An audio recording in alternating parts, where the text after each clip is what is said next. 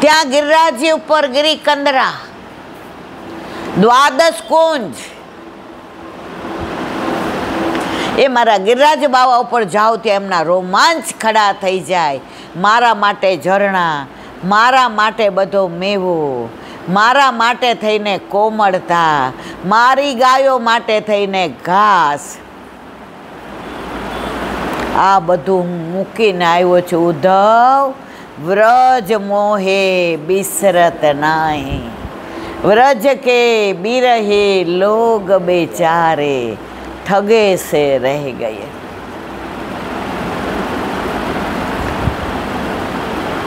ઉદ્ધવજી કે આ બધાને યાદ કરો છો? ઠાકોરજી કે હવે આને ક્યાં મોકલવો પડશે? એ કે ઉદ્ધવ મારું એક કામ કરીશ. અરે બે કરું. એ કે તું વ્રજમાં જા ને મારા સમાચાર દઈ આવ ને ત્યાં ના લઈ આવ. એ કે હવે હા મેં તો છે, તમે જ જઈ આવો ને. એ કે ના મારે રાજકાજ એટલું બધું હોય છે, કારણ કે પ્રભુએ થાને લીધું હતું કે એકવાર વ્રજ છોડીશ પછી ક્યારેય પાછો નહીં આવો. આ ધર્મ સ્વરૂપ, પણ ધર્મી સ્વરૂપ તો વ્રજ છોડીને ક્યારેય ક્યાંય બહાર ગયું. એટલે આપણને બધાને ગોકુળવાસ ગમે છે, વ્રજવાસ ગમે છે. આજે સવારમાં અસરવા ગયા ને તો 3-4 કપલ હતા ને મારી બાજુમાં આવીને બેસી ગયા. મેં કીધું કાંઈક કામ હશે, એટલે અમારા આકાશ હોન મારે. એ કે તને એકવાર અસરવા લઈ જાય ને પછી બહાર કાઢવી બહુ તકલીફ પડે છે. એટલે હોન માર્યો તો હું ન ગયો, એટલે આવ્યો એ મમ્મી. એટલે ઓલા 3-4 કપલે સરસ વાત કરી. એ કે ઈલા બેન હવે આપણે બધા 70ની આસપાસ. અમે તો મને કે હાલો ને વ્રજવાસ કરીએ. હું તો પાછી બેસી ગઈ, ઊભી થઈ હતી તો રાજી થઈ ગઈ. મેં તો કેવી રીતે? મને કે આપણે 4 એક ફ્લેટ લઈ લઈએ બાજુમાં અને વ્રજમાં રહીએ. ગિરિરાજ બાવાના ચરણ સ્પર્શ થાય, યમુના પાન થાય, વલ્લભ પાસે જવાય, એટલા વ્રજવાસી મળે. વ્રજમાં વૈષ્ણવો આવે, એ બધાના દર્શન થાય. અને આપણા ઠાકોરજી વ્રજવાસી સાવરો વ્રજમાં આનંદ કરે. મેં કીધું આપણે તૈયાર. આમાં કેટલા વ્રજવાસ કરવો છે મારી યારે? વાહ ભાઈ વાહ, ઘણા બધા છે. તો પછી જથ્થાબંધના ભાવે ફ્લેટ બુક કરાવું ને મારા વાલા. વાહ ભાઈ વાહ, બોયલા છો પછી ફરી જાતા. તો મારા વાલા, વ્રજ તો ગઈકાલે એટલું જ વાલું હતું, આજે એટલું વાલું છે, અને આવતીકાલે એવું. આપણે પ્રગટ નહોતા થયા તોય વ્રજમાં જ હતા, પ્રગટ થયા અહીંયા આવ્યા છીએ તોય વ્રજમાં જ છીએ, અને લીલામાં જાશું ત્યારે પણ વ્રજમાં. વ્રજ વાલું રે વૈકુંઠ નહીં. આવડે જ કોઈને?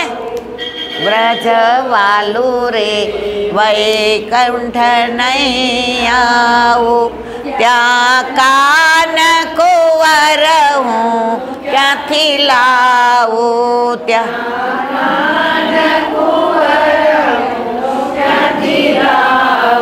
ઓ વ્રજ વાલું રે વૈકુંઠ નહીં આવું, વ્રજ વાલું રે.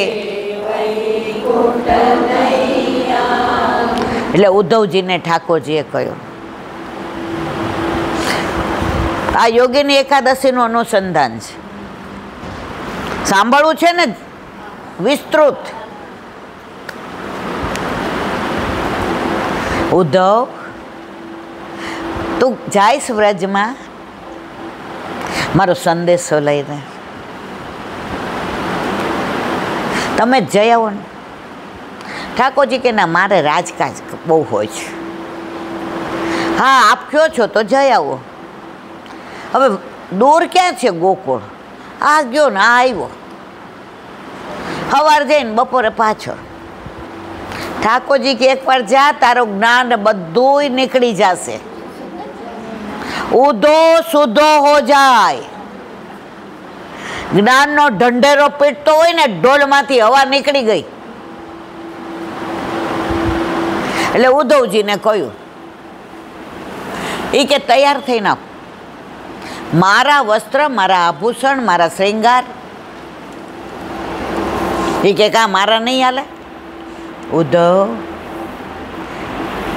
મારી ગોપીઓ ને મારા વ્રજવાસીઓ મારા સિવાય કોઈ પુરુષની સામું જોશે તો તું મારા બધા વસ્ત્ર આભૂષણ મુગટ ધારણ કરીને જાઈશ તો એને વિશ્વાસ આવશે કે આ તો અમારા કાનુડાવાળા છે. ઉદ્ધવજી કે હાલો ને ભાઈ. ઉદ્ધવને કિંમત નથી પ્રેમની.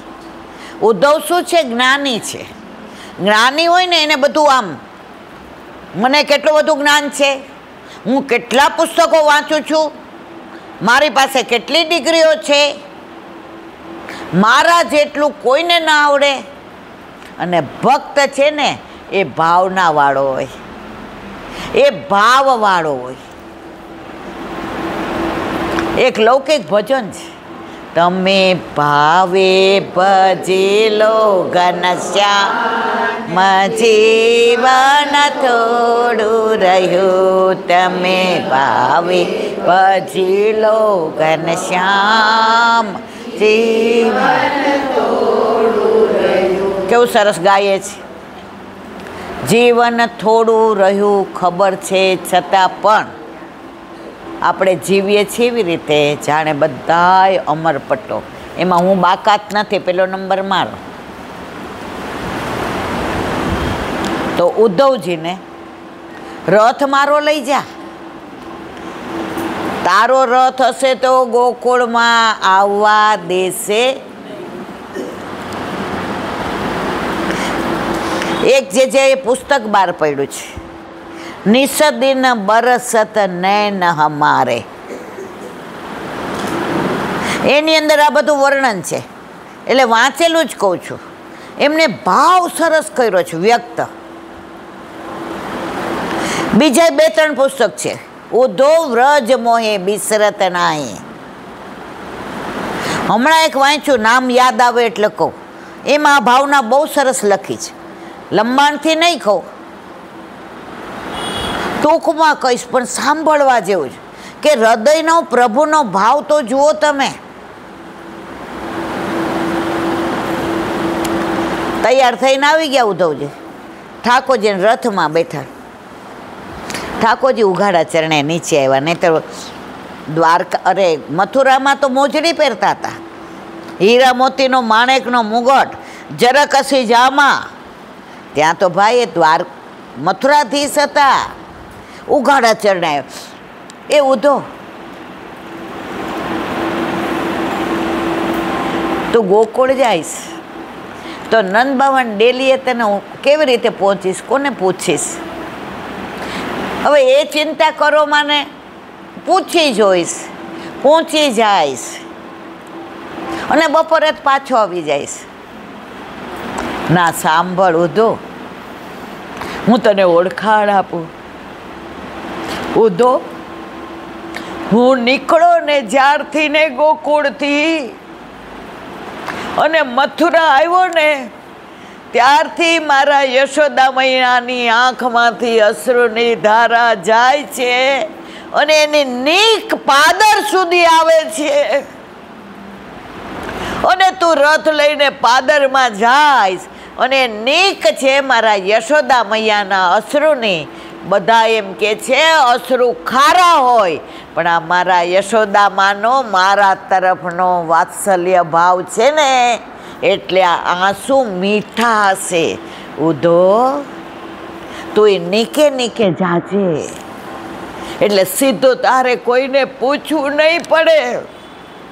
સીધો તું નંદ બાવાની ડેલીએ પહોંચી જાઈશ.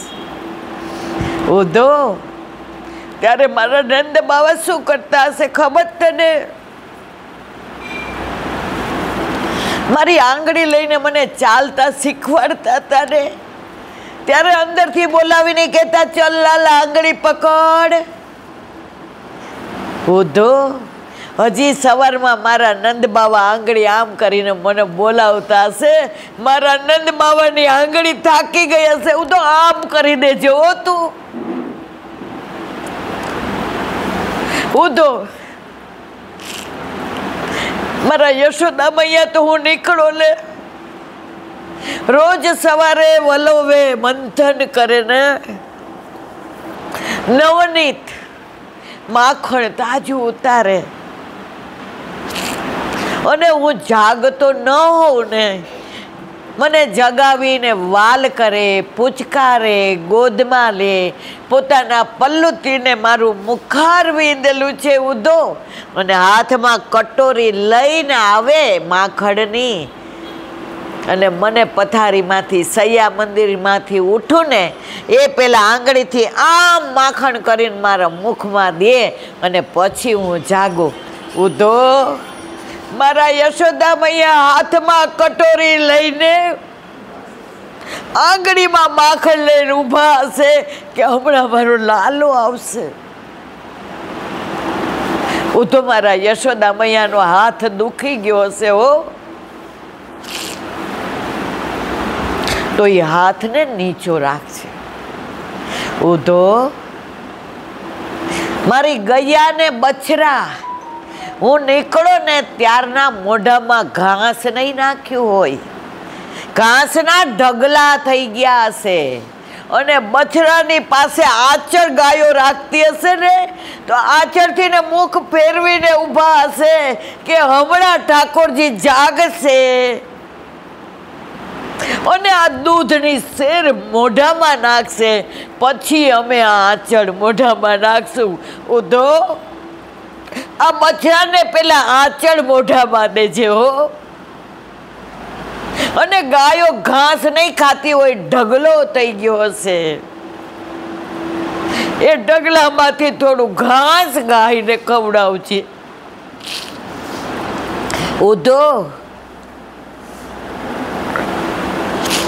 યમુનાજી ખડખડ વહેતા તરંગ, સોળે શણગાર સજીને હાથમાં કમળના માળાજી, પણ હું નીકળો ને ત્યારથી યમુનાજી શાંત થઈ ગયા. ઉધો ત્યાં જઈને યમુનાજીના જળને આગળ જવાનું કે છે. ઉધો મારા ગિરિરાજ બાવામાં કંદરાઓ બધી સૂની પડી ગઈ હશે, ગિરિરાજ બાવામાં સ્થિર થઈ ગયા હશે. મારા ગિરિરાજ બાવાને ભેટીને વાલ કરીને કહેજે કે પ્રભુનો સંદેશો લઈને આવ્યો છું, આપ આમ ચિંતાગ્રસ્ત ના થાવ. અને સૌથી વિશેષ ઉધો મારી ગોપીઓ જળ ભરવા જાતી હશે તો ખાલી બેડા લઈને આવતી હશે, કદમના વૃક્ષ નીચે વેણુનો નાદ સાંભળવા માટે આવી થઈને ઊભી હશે. ઉધો મારા વ્રજવાસીઓ ઘરમાં રોટલા છોકરા માટે કરતા હશે તોય મોઢામાં નાખતા નહીં હોય. અને મારા રાધાજી ઉધો મારા રાધાજીની આંખો જ અહીંયા લઈ આવ્યો છું, એટલે મને શોધતા હશે. રાધાજીને એટલું કે જો અમી ભરી આંખ મારી રહી ગઈ ગો. ઉધો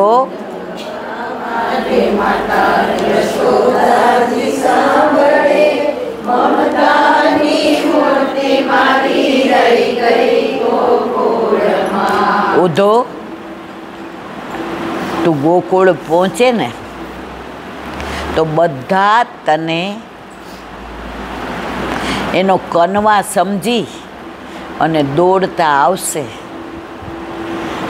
તું બધાને એવું ના કહેતો કે હું નથી આવવાનો. ઉદ્ધવજી કે હવે આમ નામ બપોર પડી ગઈ, મને કેટલુંક કહેશો તમે, હવે મને જવા દો. ત્યારે ઠાકોરજી કહે છે, સાંભળ, આ મારો સંદેશો, આ મારો પત્ર આપી અને મેં બધાના સમાચાર કહ્યા જ. તું પાછો આવ ને ત્યારે મારા સમાચાર બધાના લઈ આવજે. જો પેલો પ્રેમ પત્ર રૂક્ષ્મણીજીનો,